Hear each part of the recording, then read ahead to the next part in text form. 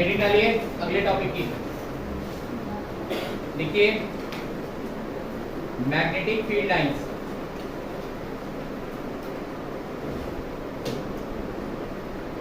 Heading लिखिए magnetic field line,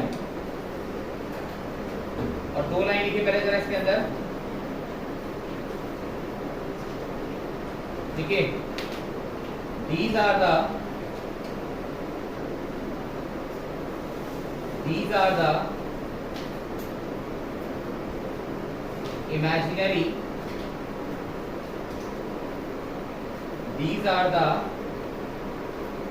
imaginary lines, these are the imaginary lines or curve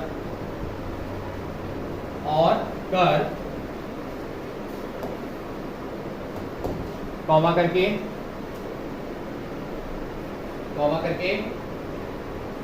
the tangent to which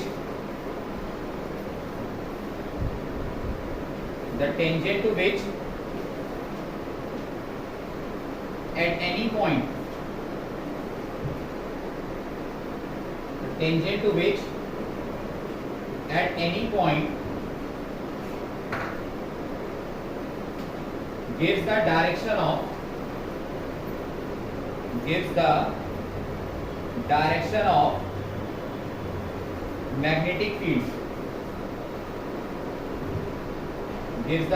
of magnetic field, at that point,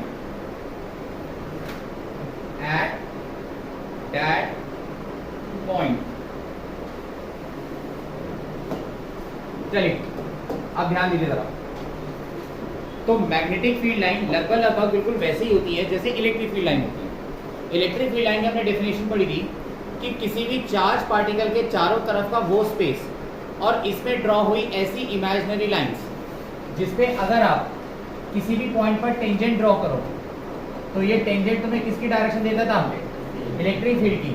ये electric field line की definition थी कि electric field line असल में imaginary path या imaginary curve होते हैं कि उस पर किसी भी पॉइंट पे अगर टेंजेंट ड्रॉ करो, कहीं पे भी टेंजेंट ड्रॉ करो, तो ये टेंजेंट तुम्हें किसकी डायरेक्शन देगा? इलेक्ट्रिक फील्ड की डायरेक्शन देगा। बोलो हाँ या ना।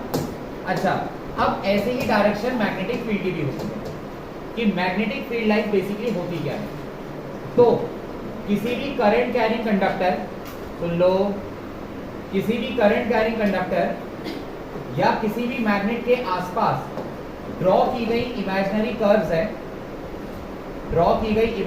कर्व्स हैं इस तरह से कि अगर इन पे किसी भी पॉइंट पे टेंजेंट बनाया जाए तो ये टेंजेंट हमें क्या देगा बताओ? Direction of magnetic field. क्या देगा? Direction of magnetic field. बोलो हाँ या ना। आपको ये डायग्राम बनाने की जरूरत नहीं है, आगे अच्छे डायग्राम बनाऊंगा मैं, टेंशन नहीं। बात समझ आ गई? तो ये इमेजिनरी कर्व है, ध्यान रखिएगा। रियलिटी में ऐसी कोई लाइनें नहीं होती, ये सिर्फ हमारी कल्पना है, सिर्फ हमारी इमेजिनेशन। और ये इमेजिनेशन हमने सिर्फ इसलिए करी है ताकि हम मैग्नेटिक फील्ड लाइन की डायरेक्शन को पता लगा सकें। बोलो हाँ या ना। चलिए अब एक एक करके इसकी प्रॉपर्टी डिस्कस करते हैं और एक एक करके प्रॉपर्टीज लिखते हैं। सब हेडिंग लिखिए प्रॉपर्टीज। सब हेडिंग लिखिए प्रॉपर्टीज। पहली प्रॉपर्टी ये है कि मैग्नेटिक फील्ड लाइन हमेशा क्लोज लूप बनाती है। क्या बनाती है? हमेशा क्लोज लूप बनाती है। अगर मैं इसे कंपेयर करूं इलेक्ट्रिक फील्ड से, ऐसे मत लिखो भाई, मैं अपना तरीके से लिखवा दूंगा, आप ऊपर देख लो बस। आपसे प्रॉपर्टी लिख लो, जब मैं बोलूंगा तब लिखना, तब तक सुनते जाओ।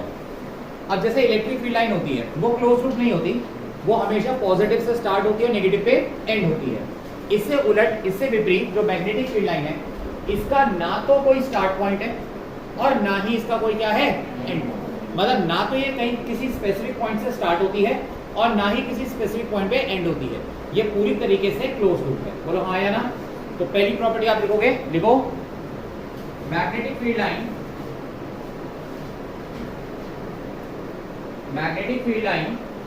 Are close curve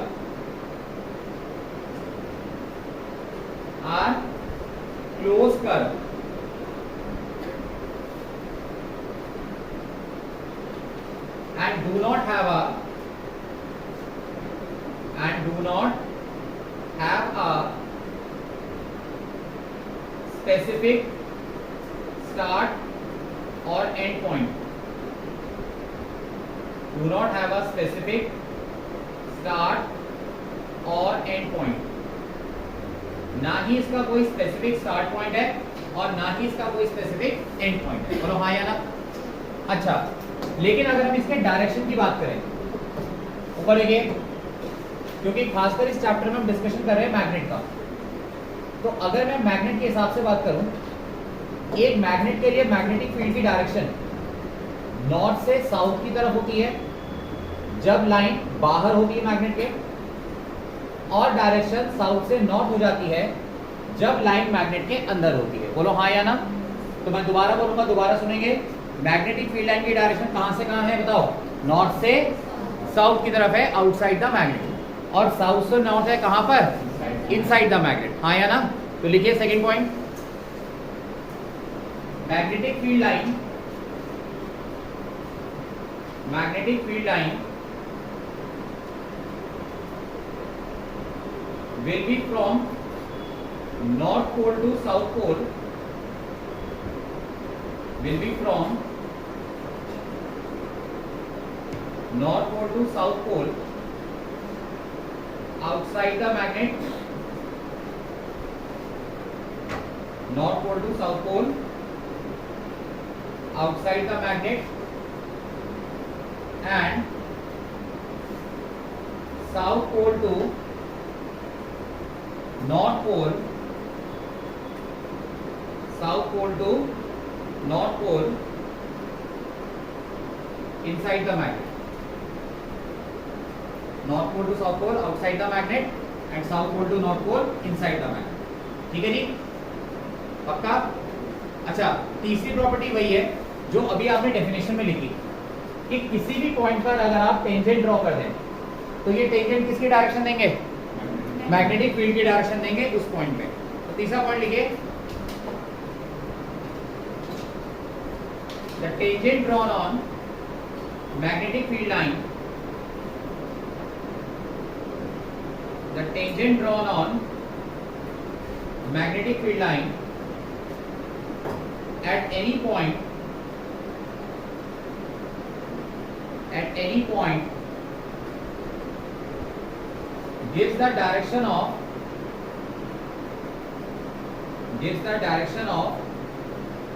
magnetic field,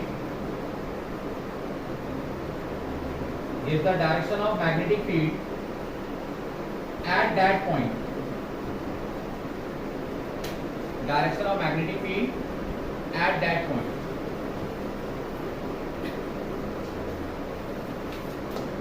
अच्छा, अब चौथी प्रॉपर्टी पे आओ। चौथी प्रॉपर्टी ये है कि दो अलग अलग मैग्नेटिक फील्ड लाइन कभी भी आपस में इंटरसेक्ट नहीं कर सकती। दो डिफरेंट मैग्नेटिक फील्ड लाइन कभी भी आपस में कट नहीं कर सकती। और ऐसा क्यों? अगर मान लीजिए वो कट करेंगे तो क्या होगा? दो डायरेक्शन होगी किसकी? मैग्नेटिक फील्ड की। तो पॉइंट ऑफ इंटरसेक्शन जो होगा हमारा, यहां पर दो डायरेक्शन हो जाएंगी, ये फर्स्ट डायरेक्शन हो जाएगी और ये सेकंड डायरेक्शन हो जाएगी, विच इज नॉट पॉसिबल, है ना। तो दो अलग अलग मैग्नेटिक फील्ड लाइन कभी एक दूसरे को कट नहीं कर सकती, क्योंकि अगर ये कट करेंगी तो पॉइंट ऑफ इंटरसेक्शन पे कितनी डायरेक्शन होगी? दो, जो कि पॉसिबल नहीं है। तो चौथी प्रॉपर्टी आप लिखेंगे, देखो, two magnetic field lines, two magnetic field lines never intersect each other,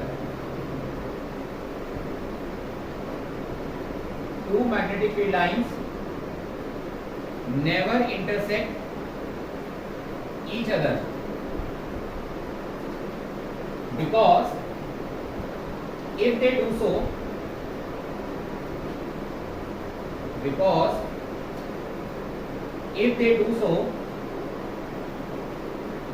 then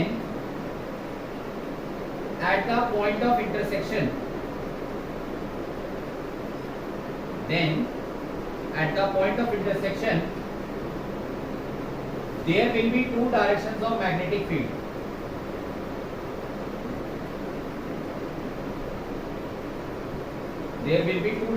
magnetic field, which is not possible, which is not possible। हाँ जी, कितनी प्रॉपर्टी हो गई? 4 हो गई। अब 5वीं देखिए। 5वीं प्रॉपर्टी ये है कि मैग्नेटिक फील्ड लाइन की जितनी ज्यादा क्राउडिंग होगी, जितनी ज्यादा मैग्नेटिक फील्ड लाइन पास होगी, उतना मैग्नेटिक फील्ड स्ट्रांग होगी। जैसे आप यहाँ इस डायग्राम में देख सकते हैं, यहाँ पर ये आपके सामने मैग्नेटिक फील्ड लाइंस हैं और पहले देखिए, इनिशियली देखिए, इनकी क्राउडिंग, इनकी भीड़ भाड़ जो है वो काफी कम है, मतलब काफी लाइनें एक दूसरे दूर दूर हैं, लेकिन धीरे धीरे लाइनें क्या आ गई, एक दूसरे के करीब आ गई, है ना। तो जैसे जैसे ये भीड़ भाड़ बढ़ेगी, जैसे जैसे क्राउडिंग बढ़ेगी, वैसे वैसे मैग्नेटिक फील्ड स्ट्रांग हो जाएगी। तो ये वाला जो रीजन है ये रिप्रेजेंट करता है स्ट्रांग मैग्नेटिक फील्ड को, और यहाँ वाला पार्ट क्या रिप्रेजेंट करता है बताइए? वीक मैग्नेटिक फील्ड को रिप्रेजेंट करता है ना। तो टेक्निकली इस प्रॉपर्टी को बोला जाता है कि मैग्नेटिक फील्ड लाइंस के बीच में रिलेटिव स्पेसिंग जितनी कम होगी, मैग्नेटिक फील्ड की स्ट्रेंथ उतनी ज्यादा होगी। रिलेटिव स्पेसिंग का मतलब वही है गैपिंग। रिलेटिव स्पेसिंग का मतलब है गैप। तो दो मैग्नेटिक फील्ड लाइन के बीच में गैप जितना कम होगा, मैग्नेटिक फील्ड लाइन क्या होगी, उतनी स्ट्रांग होगी। और ये गैप जितना बड़ा होगा, भीड़ भाड़ जितनी कम होगी, मैग्नेटिक फील्ड क्या होगी, उतनी वीक होगी। आई बात समझ में? देखो आखिरी point, greater the crowding, greater the crowding of magnetic field lines, greater the crowding of magnetic field lines at a point,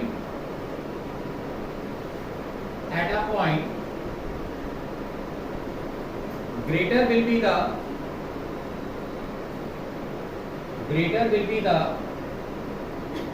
strength of magnetic field,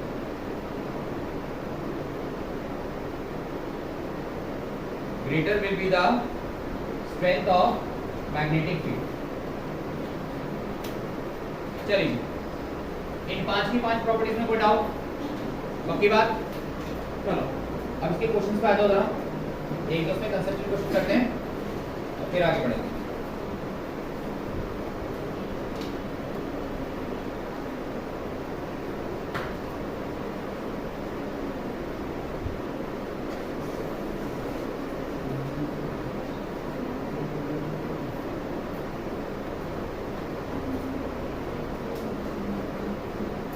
question लिखिए, discuss whether the following magnetic field pattern, discuss whether the following magnetic field pattern are correct or incorrect।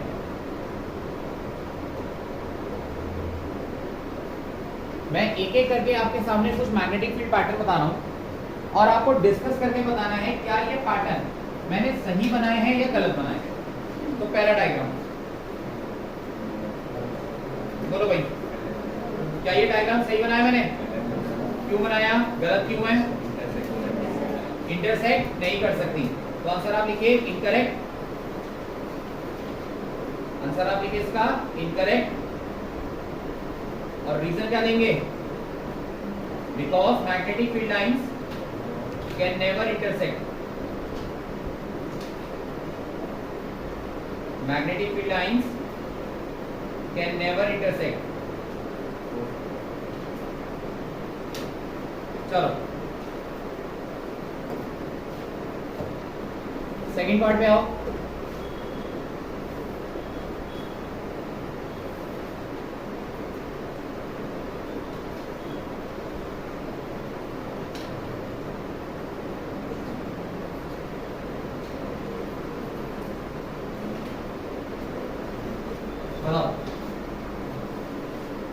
ये pattern possible है या नहीं है?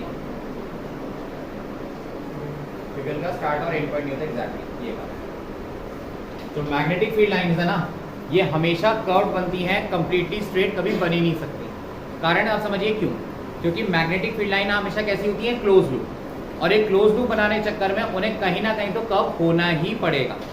समझ पा रहे हैं? वो कभी भी किसी भी पॉइंट पे कंप्लीटली स्ट्रेट हो ही नहीं सकती। तो इसका जवाब है incorrect, because magnetic field lines can never be completely straight। Magnetic field lines can never be completely straight.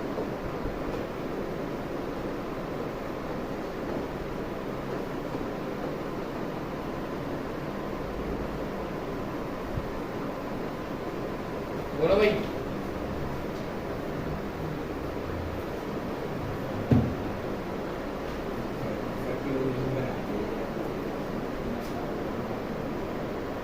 सी वाला पैटर्न देखो, पॉसिबल है या नहीं है, बस ये बताओ। पॉसिबल है, ठीक है। क्यों है पॉसिबल बताना जरा, कहां से आ जाएगी? अरे बोलो भाई, कहां से आ जाएगी?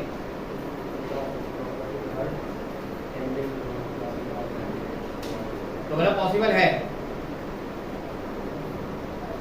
शायद, मतलब कंफर्म नहीं है।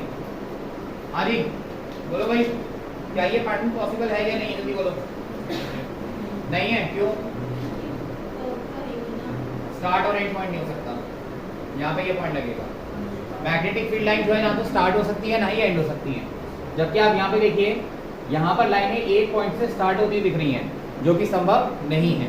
तो इनकरेक्ट है ये पैटर्न। जो ना समझ पाए ना दोबारा पूछे ना, सिर्फ सुन के लिखने का काम मत करो। इनकरेक्ट क्यों, एक बार दोबारा बताना। क्योंकि मैग्नेटिक फील्ड लाइन का कोई स्टार्ट और एंड पॉइंट नहीं हो सकता।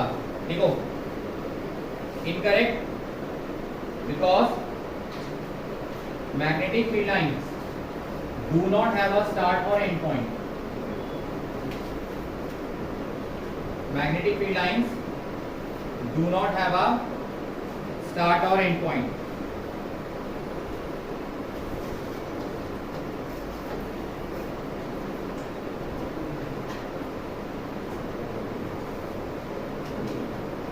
और ये एनसीईआरटी क्वेश्चन है जो मैं तुम्हें करा रहा हूं। अब स्कूल में तुम्हें कराया गया हो ना कराया गया हो मुझे उससे मतलब नहीं, लेकिन यहाँ तो ध्यान दोगे। हाँ भाई बोलो, क्या ये पैटर्न हो सकता है? हो सकता है, ठीक है। रीजन देना क्यों?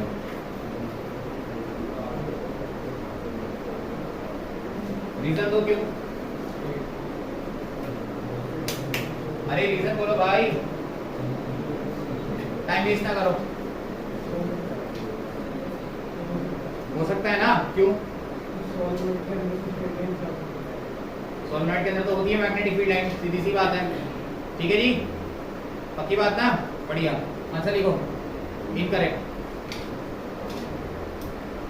वही रीजन जो तुमने यहाँ दिया था, कंप्लीटली स्ट्रेट नहीं हो सकती चाहे वो कहीं भी हो। इनकरेक्ट।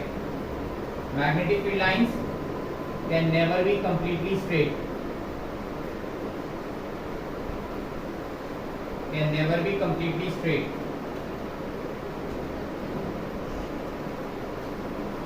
चलो जी, आखिरी वाला, अब हमें तो सही बता था ना।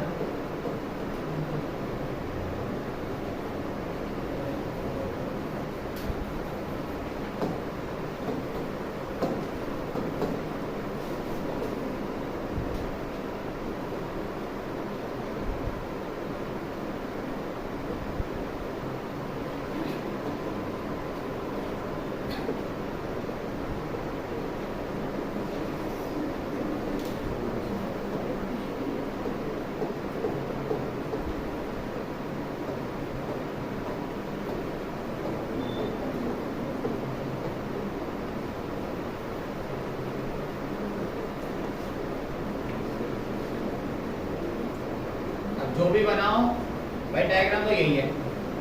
जो भी बनाओ डायग्राम तो यही है। अच्छा, तो डायग्राम बना के बताओ या बिना बनाए बताओ। क्यों नहीं हो सकता इनकरेक्ट? क्यों नहीं करेक्ट है बताना जरा। अबे ये देखो ना भाई, प्लेट पे यहाँ से लाइनें स्टार्ट हो रही हैं, दिख रहा? इधर से भी लाइनें बाहर निकल रही हैं, यहाँ से भी लाइनें बाहर निकल रही हैं। एक ही पॉइंट से लाइनें बाहर निकल रही है, मतलब वो स्टार्ट पॉइंट है, और स्टार्ट तो हो ही नहीं सकती लाइनें। समझ रहे हो? अगर ये एरो अंदर की तरफ होते और फिर बाहर निकलते, तब ये पैटर्न बिल्कुल ठीक था।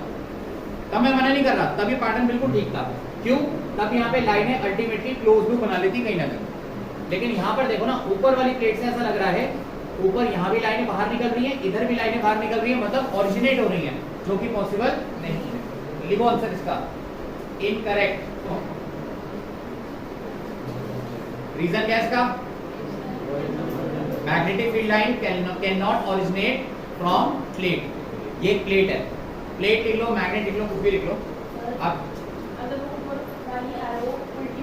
हाँ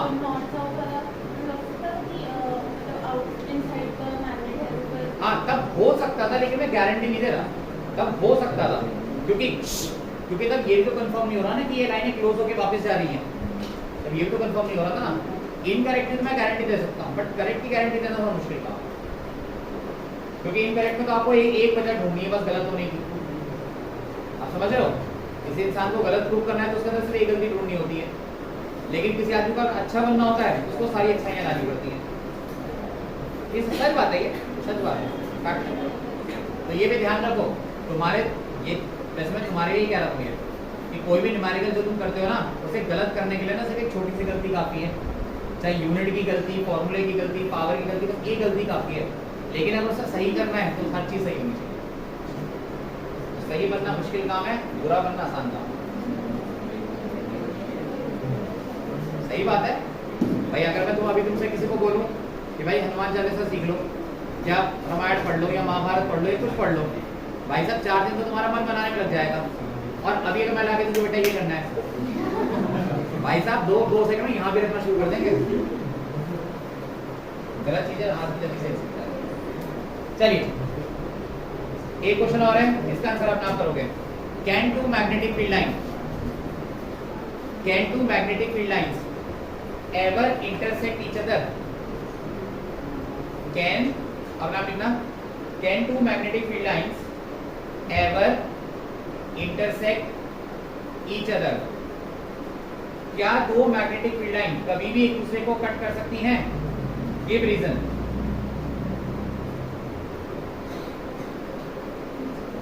गिव रीजन।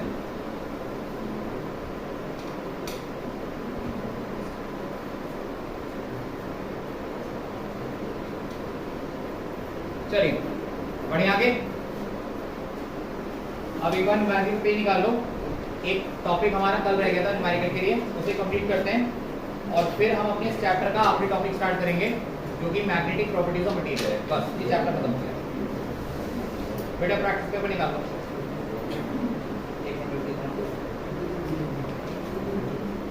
देखिए numerical on torque and potential energy, तीसरा टॉपिक है आपका प्रैक्टिस पेपर का। Numerical on torque and potential energy. चलिए पढ़िए जरा क्वेश्चन नंबर 1 क्या लिखा है।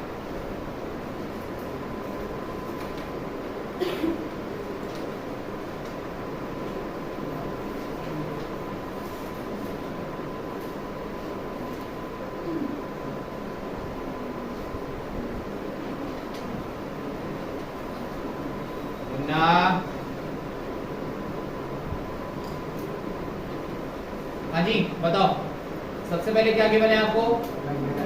Magnetic moment. लिखो मैग्नेटिक मोमेंट यानी कैपिटल एम गिवन है। अच्छा इसकी यूनिट ना जूल पर टेस्ला दे रखी है, गलत नहीं दे रखी है, सही यूनिट है, ये भी यूनिट होती है। आगे जाके बता दूंगा कैसे आ गई। देखो कैपिटल एम बराबर 4.8 इंटू 10⁻⁻2 जूल पर टेस्ला।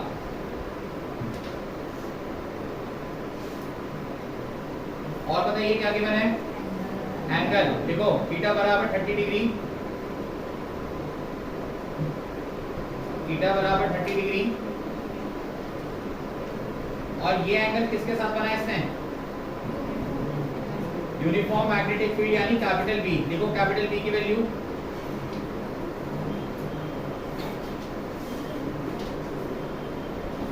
ठीक है, कैपिटल बी। अब बताओ निकालना क्या है?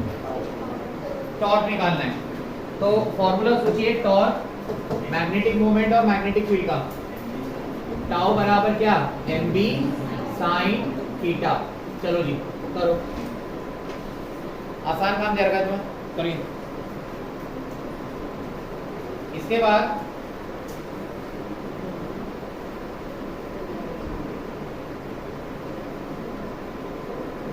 बाद क्वेश्चन नंबर 2, ये तुम करोगे घर से, अभी नहीं करना है, सिंपल क्वेश्चन है। इसमें आपको टॉर्क दे रखा, सॉरी टॉर्क दे रखा है इसमें, साथ ही साथ आपको मैग्नेटिक फील्ड दे रखी है और आपसे पूछा गया है कि मैग्नेटिक मोमेंट कितना है, तो मतलब उल्टा काम करना है इसमें, हो जाएगा। चलिए थर्ड क्वेश्चन पे आइए। थर्ड क्वेश्चन पे एक एनसीईआरटी क्वेश्चन है, इसके बाद हम नया टॉपिक शुरू करेंगे।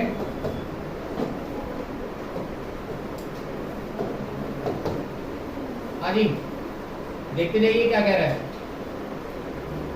A short bar magnet of magnetic moment 0.32, ये जूल पर टेस्ला है, इसकी यूनिट थोड़ी चेंज कर देना, गलत दे रखी है जूल टेस्ला, जूल पर टेस्ला है। क्वेश्चन 3 में देखिए मैग्नेटिक मोमेंट की वैल्यू है 0.32 जूल पर टेस्ला और हमने इसको रखा है यूनिफॉर्म मैग्नेटिक फील्ड में जो कि है 0.15 टेस्ला। अच्छा, हमसे पूछा क्या गया है, if the bar is free to rotate in the plane of field, मतलब अगर हम इस मैग्नेटिक बार को या बार मैग्नेट को बिल्कुल फ्रीली रोटेट होने देते हैं कि भैया जहां तू घूमना चाहता है तो घूम, तेरी इच्छा है, तो आपको बताना है कि स्टेबल इक्विलिब्रियम कौन से एंगल पे होगी, अनस्टेबल इक्विलिब्रियम कौन से एंगल पे होगी, और साथ साथ ये पूछा है कि दोनों केस में पोटेंशियल एनर्जी क्या होगी। चलिए आसान काम है वैसे तो।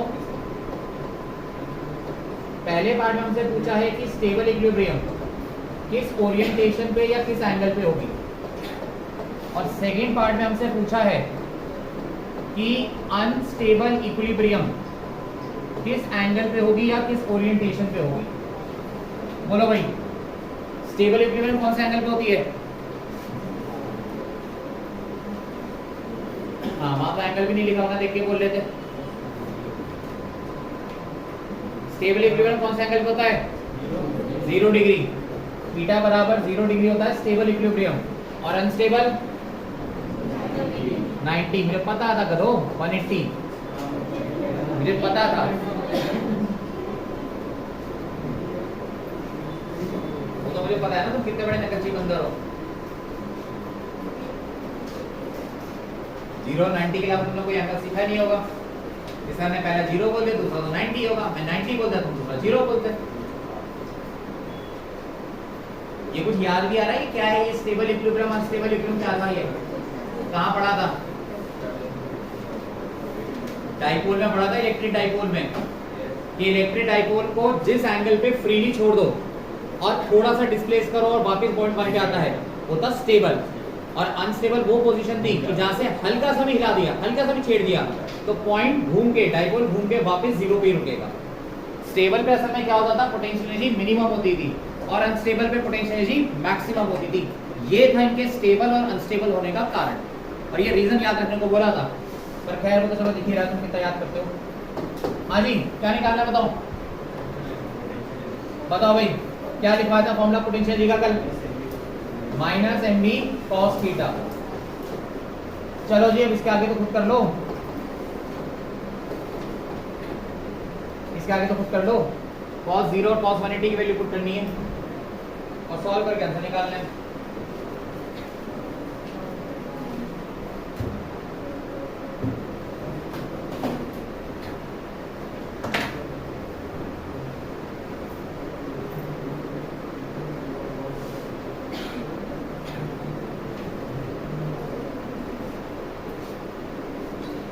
चलो 2 मिनट करो, मिनट डाल।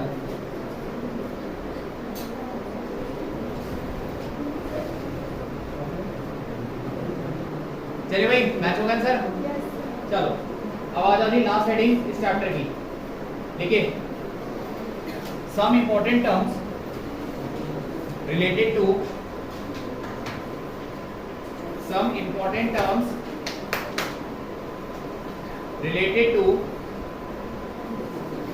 magnetic properties of material.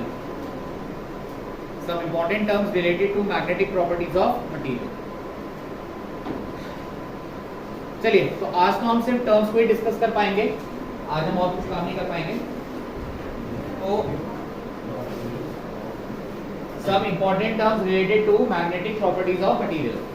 चलिए टोटल वैसे हमने 5 टर्म्स डिस्कस करनी है, जिसमें से पहली टर्म लिखिए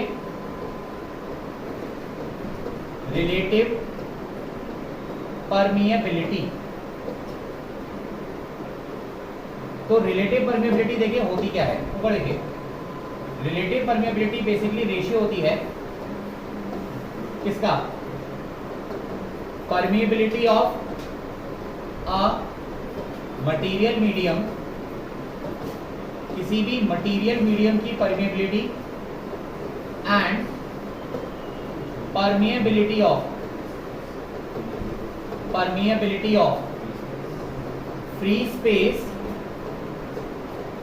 स्पेस और वैक्यूम। तो मतलब किसी भी मीडियम की परमिएबिलिटी को जब आप वैक्यूम की परमिएबिलिटी से डिवाइड करते हैं, किसी भी मटेरियल की परमिएबिलिटी को जब आप वैक्यूम की परमिएबिलिटी से डिवाइड करोगे, तो डिवाइड करने पे जो आंसर आता है इसी को हम कहते हैं रिलेटिव परमिएबिलिटी। अरे हाँ या ना? अच्छा अब देखिए, इसकी कोई ऐसा यूनिट नहीं होती, तो इट इज यूनिटलेस। इसकी कोई यूनिट नहीं है, कोई डायमेंशन नहीं है।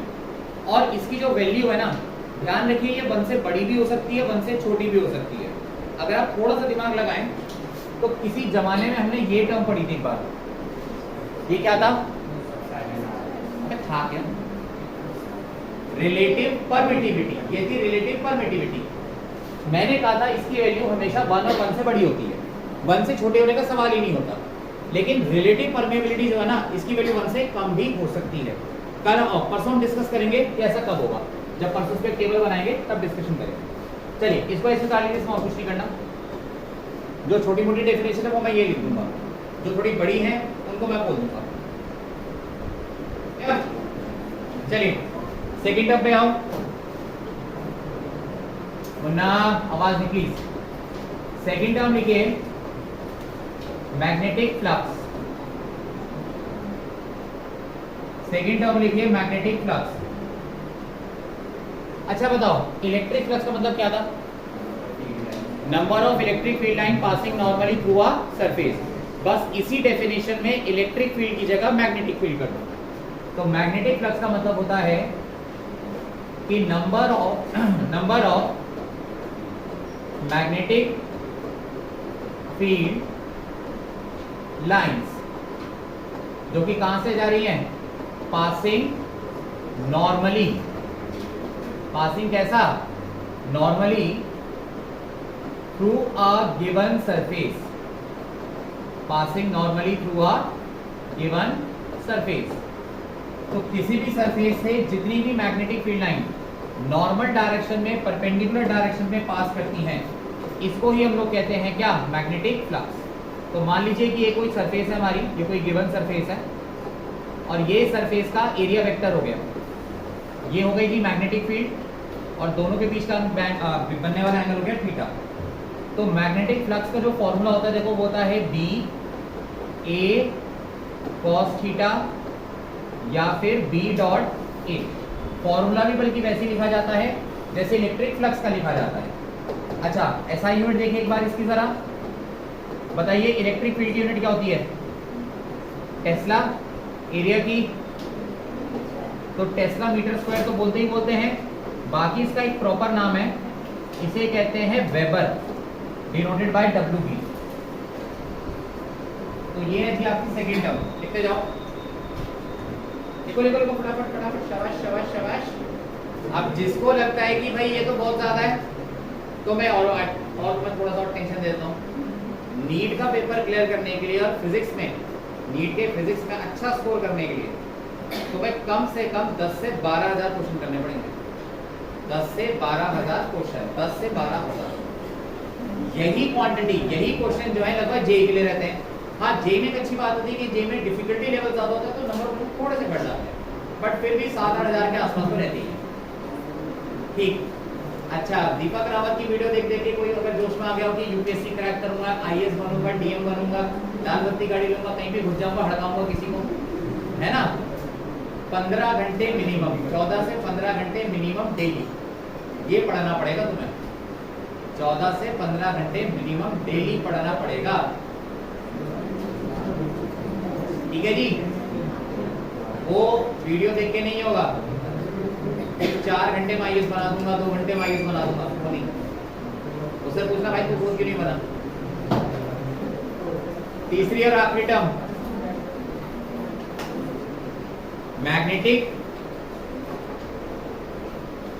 Magnetic field intensity. Magnetic field intensity, बस इसको ये छोड़ दो, मुझे याद रहेगा क्या कराना है।